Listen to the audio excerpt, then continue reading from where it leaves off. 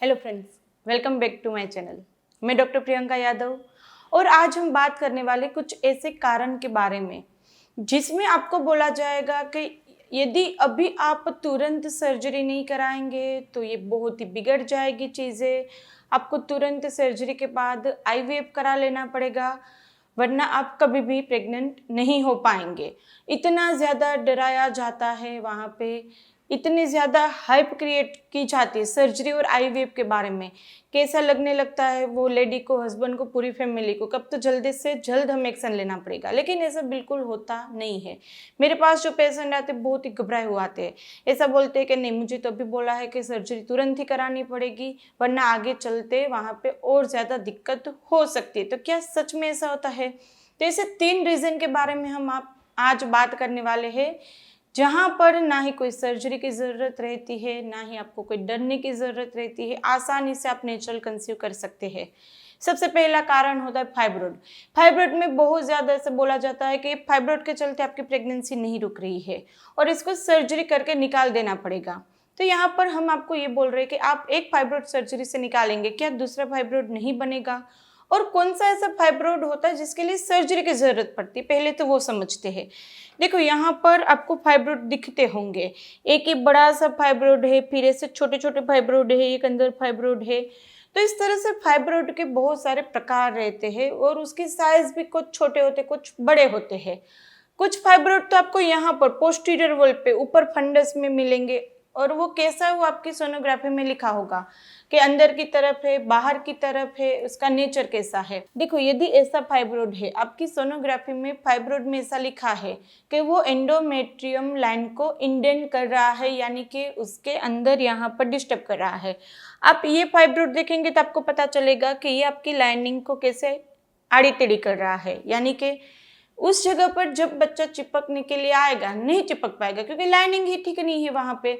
तो ऐसे फाइब्रोड के लिए आपको ट्रीटमेंट की ज़रूरत है। ट्रीटमेंट बोला मैंने, सर्जरी नहीं बोली है। जी हाँ, ट्रीटमेंट की ज़रूरत है। होम्योपैथी दवाई लेते हैं, यहाँ पर ये फाइब्रोड की साइज पिघल जाती है, लाइनिंग ठीक हो जाती है, बात खत्म। फिर उस फाइब्रोड के बारे में आपको परेशान होने की ज़रूरत नहीं है। दूसरे जो फाइब्रोड्स आपके अंदर रहते हैं, जैसे ये छोटे छोटे फाइब्रोड है, बाहर की साइड में है, या फिर आपको फाइब्रोड बड़ी भी साइज का है, तो भी यदि वो आपके एंडोमेट्रियम लाइनिंग को डिस्टर्ब नहीं कर रहा है, बाहरी भाग में है, तो उसके लिए सर्जरी की बिल्कुल ज़रूरत नहीं है। ना ही वो फाइब्रोड की पहले होम्योपैथी मेडिसिन लेके उसको पूरा ख़त्म करेंगे फिर प्लान करेंगे। ऐसा करने जाएंगे तो कब जाके वो ख़त्म होगा, और वो ख़त्म होगा दूसरा बन जाएगा। तो यहाँ पर आपको फाइब्रोड यदि हो तो मैंने जैसे बताया, डिस्टर्ब करा तो जी हाँ, आप तुरंत हमारी अपॉइंटमेंट बुक करा लीजिए। वहाँ पर उसको पिघालने की होम्योपैथी दवाई लेंगे, वो ठीक हो जाएगा। दूसरा रीज़न ऐसा रहता है, आपको बोला जाएगा सिस्ट के बारे में। अब देखो, यहाँ पर आपको सिस्ट डेवलप होती है, कोई भी सिस्ट है, ओवरी में ओवरियन सिस्ट होती है। अब सिस्ट रहती है जनरली एंडोमेट्रियोसिस के चलते जो डेवलप होती है वो होती है एंडोमेट्रियोमा, या जिसको चॉकलेट सिस्ट बोलते, कॉम्प्लेक्स सिस्ट बोलते हैं, हेमरेजिक सिस्ट रहती है। फिर आती है सिंपल सिस्ट। अब ये सिस्ट में आपको बोला जाएगा अभी सर्जरी करा लो, फिर वहाँ पर आपको इंजेक्शन देके 3-4 महीने के लिए आपका पीरियड बंद किया जाएगा।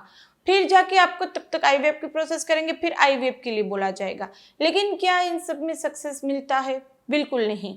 आप जब भी सर्जरी कराएंगे उसके बाद जो इंजेक्शन लेंगे, इससे हार्मोन इतने ज़्यादा बिगड़ जाते हैं कि वो कभी भी ठीक नहीं हो पाते, बहुत ही लंबे समय तक उसकी साइड इफेक्ट चलती रहती है। दूसरा, सर्जरी क्या कराएंगे सिस्ट की तो हम उसको हमेशा के लिए निजात पा लेंगे उस चीज़ से? बिल्कुल नहीं। यहाँ पर जो आपकी चॉकलेट सिस्ट डेवलप हुई है वो क्यों डेवलप होती है? क्योंकि एंडोमेट्रियम लाइनिंग जो रहती है वो आपकी फेलोपियन ट्यूब से, इसी में समझाते कि आपके जो एंडोमेट्रियम लाइनिंग होती है ये सब यहाँ पे फेलोपियन ट्यूब से होकर आपकी ओवरी में आती है। अब यहाँ पर जो लाइनिंग बनेगी हर महीने, वो तो पीरियड के साथ निकल जाएगी, यानी कि यदि प्रेगनेंसी नहीं होगी तो ये लाइनिंग सेपरेट होके निकल जाएगी। लेकिन ओवरी में जो गई है लाइनिंग, वहाँ पर भी वो सेपरेट होगी पीरियड के टाइम पे, लेकिन वो बाहर नहीं निकलेगा, वहाँ पे खून जमता रहेगा और उसको बोलते हैं एंडोमेट्रियोमा, यानी कि चॉकलेट सिस्ट। चॉकलेट यानी कि खून के कलर का रहता है, वो लिक्विड, इसीलिए उसको चॉकलेट सिस्ट बोली जाती है। अब यहाँ से आप वो लिक्विड तो छेद करके निकाल लेंगे, लेकिन अंदर जो पैथोलॉजी डेवलप हुई है उसको आप कैसे निकालेंगे? पूरी की पूरी ओरी निकालेंगे? जी नहीं।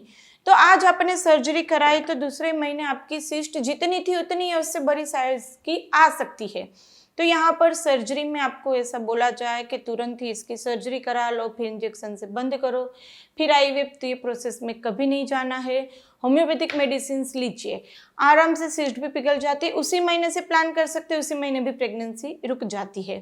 दूसरी दिक्कत यहाँ पर, जैसे ही सिस्ट आपको डिटेक्ट होती है, आप सिर्फ और सिर्फ सिस्ट के पीछे लग जाते हो, इसको खत्म करना, चाहे वो आप आयुर्वेदिक होम्योपैथी दवाई लो, लेकिन सिस्ट को ऐसे खत्म करने की जरूरत नहीं होती। मैंने अभी बताया, सिस्ट परेशान नहीं करेगी। जो यहाँ पर एंडोमेट्रियोसिस हुआ है वो इस यहाँ पे ट्यूब में भी गया था।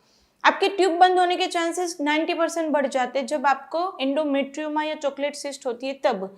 तो आप क्या करें कि वहां पर अपनी ट्यूब चेक कराइए। ट्यूब बंद हो, उसकी 3-4 महीनों में होम्योपैथी दवा चलेगी, ट्यूब खुल जाएगी, साथ में आप कंसीव कर पाएंगे। तो यदि सिस्ट है तो वो कहीं पे परेशान नहीं करेगी, सिस्ट को निकालने की या उसकी सर्जरी की जरूरत नहीं है। सिस्ट के साथ आप प्लान कर सकते हैं, उसमें आपको आईवीएफ की बिल्कुल भी जरूरत नहीं है। तीसरा रीजन बोला जाएगा तुरंत ही आईयूआई आईवीएफ के लिए, वो होता है हस्बैंड की रिपोर्ट। उसमें भी ऐसा बोलेंगे कि हस्बैंड की मोटिलिटी काफी कम है, आईयूआई करा लो। अब आईयूआई में क्या करते हैं, हस्बैंड के स्पर्म को सिर्फ यहाँ पर रख देते हैं ऊपर की तरफ, बात खत्म। फिर वो अपने आप मिलना है, इम्प्लांटेशन, वो सब तो अपने आप ही होना है। और हस्बैंड की रिपोर्ट जब ठीक हो जाती है तो उसके लिए आईयूआई आईवीएफ क्यों कराए? यहाँ पर होम्योपैथिक मेडिसिन लेंगे, यदि थोड़ी बहुत दिक्कत है, जैसे थोड़ी मोटिलिटी कम है, थोड़े काउंट कम है, तो विदिन 1 to 2 मंथ ठीक हो जाती है। यदि ज़्यादा दिक्कत है तो 3-4 महीना ट्रीटमेंट चलती है। लेकिन हस्बैंड के 0 काउंट तक भी ठीक हो जाते हैं। तो यहाँ पर हस्बैंड की रिपोर्ट में कितनी भी दिक्कत हो, वहाँ पर आपको आईवीएफ की या आईयूआई की या इक्सी की ज़रूरत बिल्कुल नहीं है, आप नेचुरल प्लान कर सकते हैं। दूसरा, कभी कभी हस्बैंड की रिपोर्ट के ऊपर काम नहीं किया जाता, उनकी मोटिलिटी ठीक नहीं होती, एक विटामिन 1 महीने के लिए देके बात खत्म, फिर उन रिपोर्ट को नहीं देखते हैं। वाइफ के 6-8 महीने तक फॉलिकुलर स्टडी कराते रहेंगे। हस्बैंड की रिपोर्ट ठीक हुआ नहीं, वो ना डॉक्टर देखते हैं ना पेशेंट देखते हैं। तो अभी आप अपने हस्बैंड की रिपोर्ट चेक कीजिए, काउंट वहाँ पे 15 से ऊपर होना चाहिए। मोटिलिटी होती है प्रोग्रेसिव मोटिलिटी, टोटल मोटिलिटी नहीं, प्रोग्रेसिव या रिपीट मोटिलिटी लिखा हो, वो 35 से ऊपर होना चाहिए। नॉर्मल फॉर्म 4 के आसपास होना चाहिए। एग्लूटिनेशन, एग्रीगेशन ऐसा कुछ पॉजिटिव नहीं होना चाहिए, वो नेगेटिव होना चाहिए। लिक्विफिकेशन टाइम नॉर्मल होना चाहिए। इतनी ज़्यादा चीज़ें हस्बैंड की रिपोर्ट में देखी जाती है, इसमें एक भी चीज़ ठीक नहीं होती, उसकी ट्रीटमेंट की ज़रूरत होती है। तो आज ही हस्बैंड की रिपोर्ट देखिए, उसमें कुछ भी दिक्कत हो तुरंत ही हमारी अपॉइंटमेंट आप बुक करवा लीजिए। हस्बैंड की रिपोर्ट तुरंत ठीक हो जाती है, इसके लिए आपको आईयूआई आईवीएफ की ज़रूरत बिल्कुल नहीं है। तो आज 3 चीज़ें ऐसी डिस्कस की जिसके लिए पेशेंट बहुत ही ज़्यादा परेशान होकर हमारे पास आते हैं और वहाँ पे वो बहुत ज़्यादा डरे हुए होते हैं। तो आपको किसी भी बात में ऐसे डरने की ज़रूरत नहीं होती है। होम्योपैथिक मेडिसिन बहुत अच्छे से हर एक लेवल पे काम करती है। आप यदि नए हैं तो हमारी चैनल पे जो कम्युनिटी रहता है वहाँ पे जाके फीडबैक्स देख सकते हैं, इंस्टाग्राम पे फीडबैक्स देख सकते हैं, कितनी इजीली मल्टीपल आईयूआई आईवीएफ के बाद भी इजीली कुछ ही महीनों में कंसीव हो जाता है। तो आप वहाँ पर वो सब देखिए और सर्जरी आईयूआई आईवीएफ से बचिए। वीडियो अच्छा लगे तो इसको लाइक एंड शेयर कर दीजिए। कभी तक सब्सक्राइब नहीं किया तो कर लीजिए। और हमारी टेलीफोनिक अपॉइंटमेंट बुक करवाना चाहते हैं तो डिटेल नीचे डिस्क्रिप्शन बॉक्स में रखी है, वहाँ से आप हमारी टेलीफोनिक अपॉइंटमेंट बुक करवा सकते हैं। हम आनंद में रहते गुजरात में, आप यहाँ पर हॉस्पिटल विजिट करना चाहे तो कर सकते हैं। तो चलिए फ्रेंड, फिर जल्दी से मिलेंगे, तब तक के लिए stay healthy, stay happy, bye.